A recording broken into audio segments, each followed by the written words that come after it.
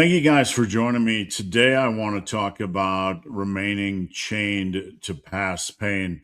This is something I've thought about a lot over the years, and I thought I would make a video about it just to talk about some of my past pain, some of the things I've been through, and some of the big mistakes I have made over the course of my life by remaining chained to the pain or events that people put me through. And in this video, I'm going to talk about some of the things my father put me through and some of the things I went through with a marriage that I had during my time in the military.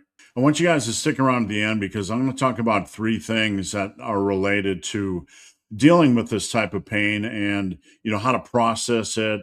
And I want to talk about just moving on in general. So let me talk about my father. My father spent two tours in Vietnam, and when he came back, he was just an awful alcoholic. I think I was about 6 or 7 when I really first started remembering some of the things he would do. But I just remember so many nights he would come home and just the violence was crazy.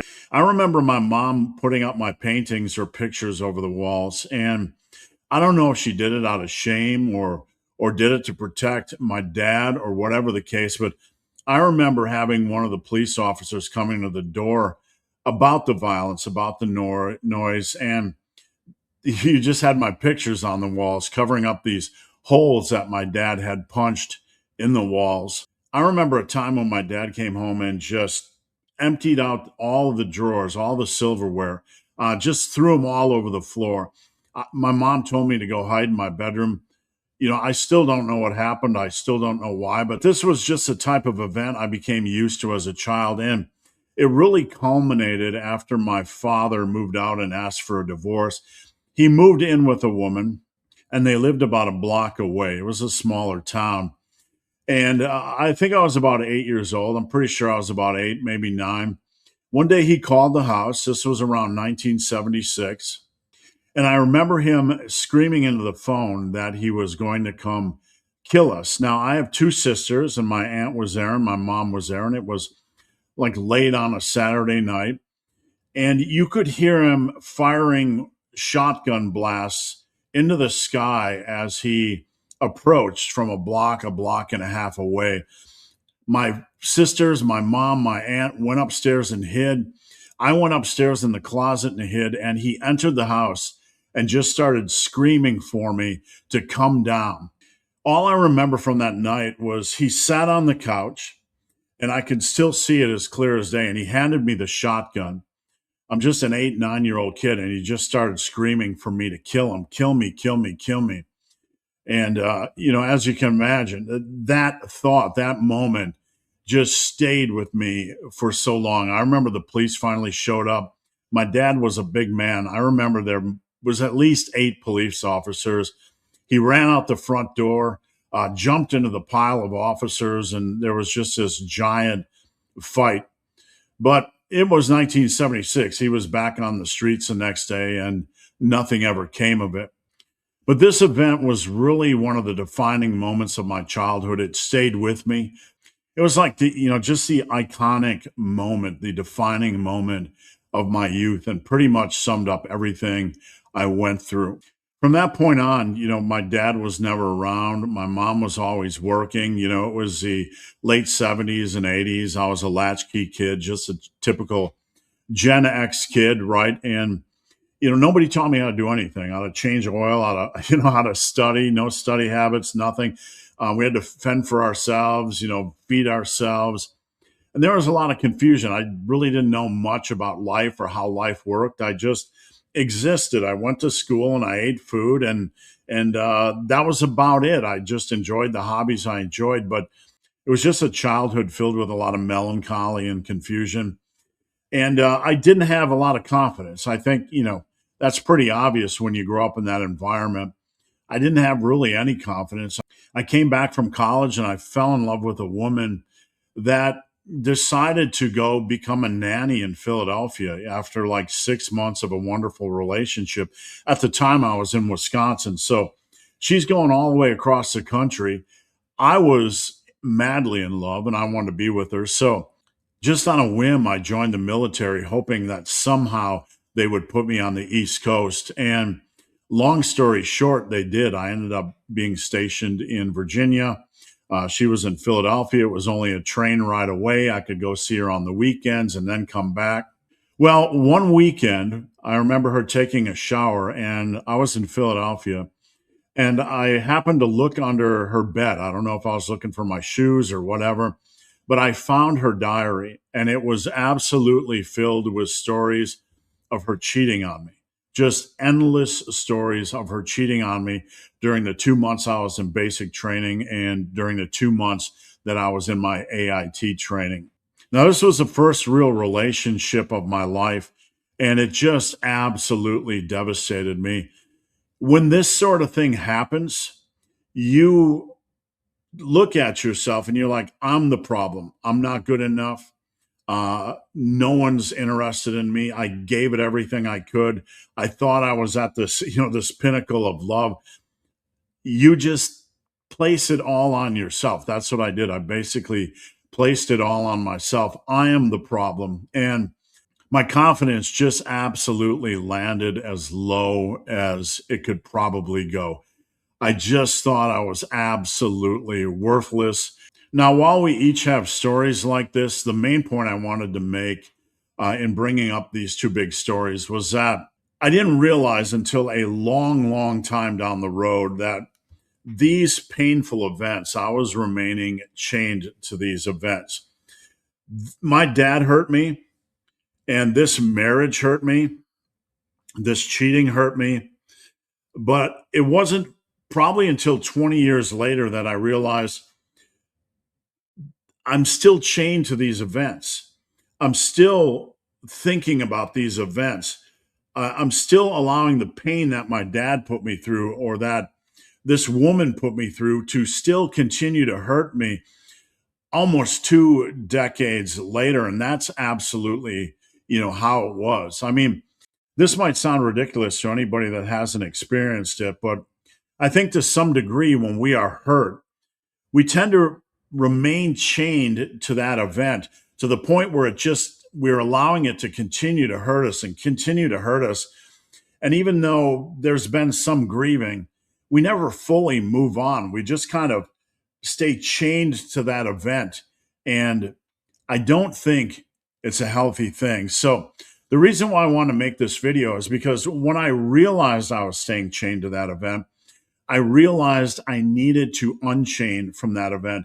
And I started seeing in other people that they were getting hurt and they were remaining chained to these people and these events and allowing this event to continue to hurt them over and over and over and over again, just on this infinite cycle of pain, just to continue to allow these people to hurt us over and over again just by staying attached to these what I would call defining moments of pain.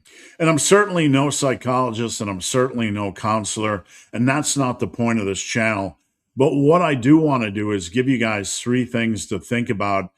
Take some time to reflect, and if you find that you are in kind of this cycle, there are 3 things I just want you to think about, and I hope they help a little bit. The first thing I think about is that we have to allow ourselves to grieve properly.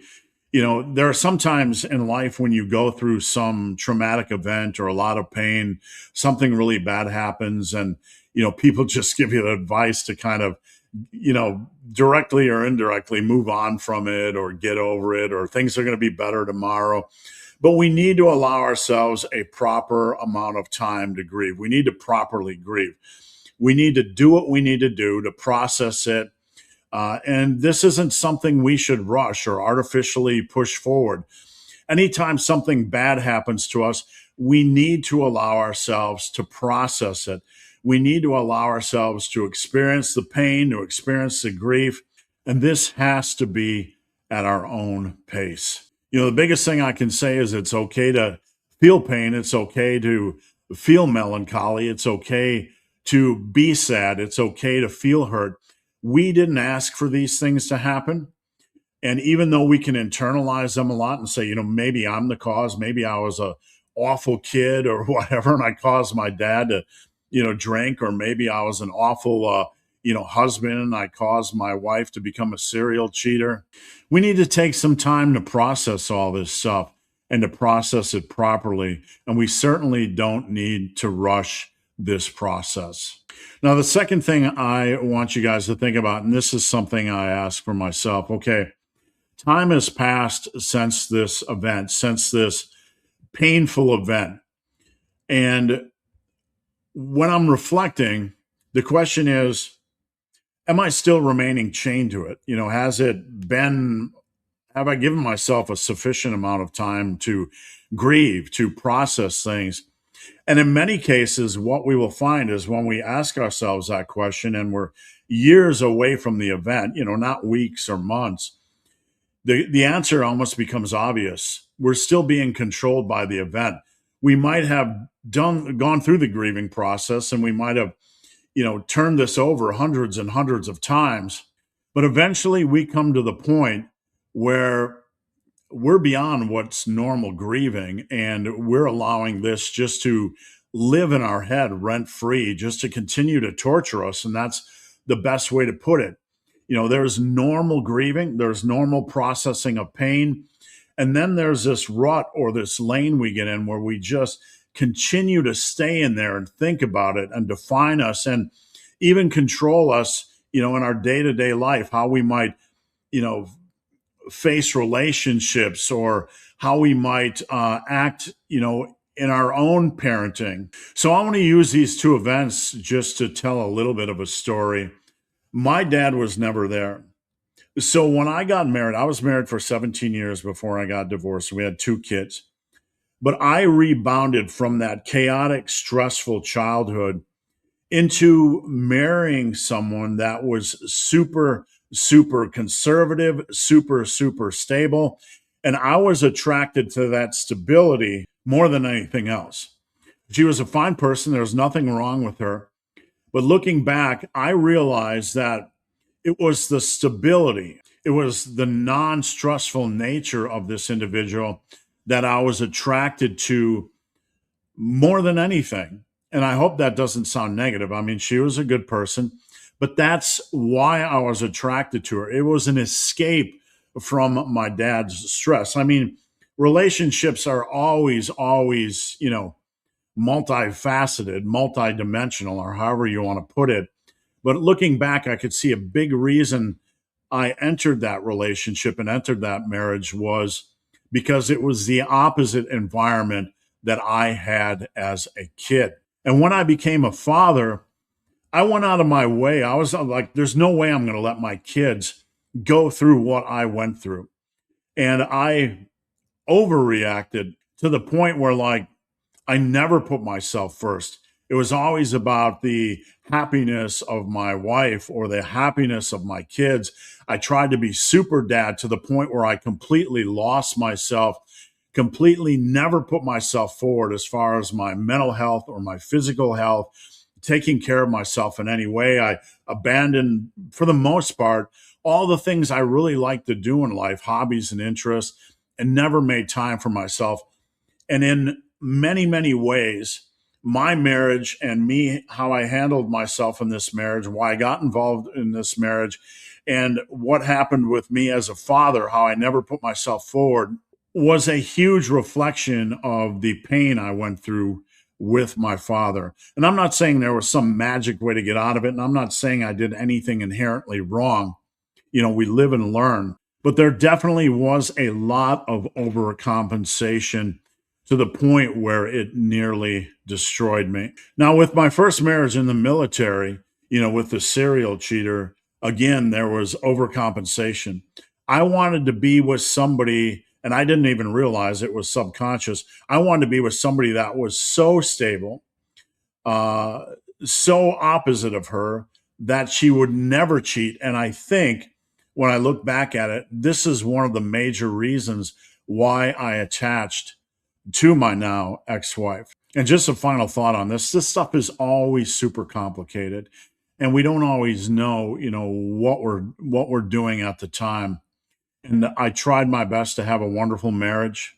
I tried my best to be a super dad, but at the end of the road, when I look back, I can now see that these events really shaped. I really allowed them to shape how I overcompensated with relationships and overcompensated to the point, where I nearly killed myself with food, binge eating, in that situation.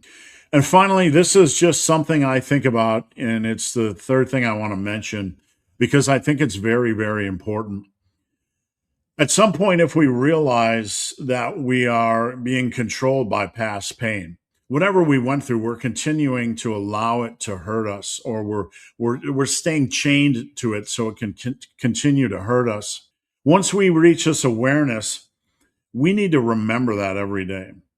And we're not superhuman. We're not superheroes. We're not perfect people, but we need to keep this in the forefront in some way, in some manner, so we can reflect on a daily basis or analyze on a daily basis when we are slipping into those old ruts, into those old habits. Somebody hurt me. I'm going to go back and think about it over and over again, or I'm going to allow it to, impact my future decisions or my decisions today. We need to keep that at the front of our memory. We need to think about it daily. We need to reflect on it. I'm not saying to overly obsess with it and live in the past, because sometimes if you overly live in the past, that brings about its own set of negative issues. But we need to maintain an awareness of when we're slipping back into those old habits of chaining ourselves to the pain that happened in the past. Think of it like being a recovering alcoholic or recovering binge eater, which I'm a recovering binge eater. If you distance yourself from that and always assume that you're in a good place or I'm okay now, you're generally setting yourself up for failure, because these very traumatic events, they can sneak back in if we're not paying attention and grab hold of us again. So just final thoughts. That pain was very real. Give yourself some time to process it. But as you look at it, just make sure you're not overextending that grief to the point where it's defining your life and defining your decisions years and years after these events have happened. Take this seriously, because these were very traumatic events. They're things that can continue to define us. And just like a recovering alcoholic or a recovering binge eater, we need to stay in touch with our habits to make sure we are not slipping to the point where we are allowing them to pull us back down. Thank you guys so much for watching. I look forward to you guys sharing some stories in the comments section. Thanks again for watching. Have a great day.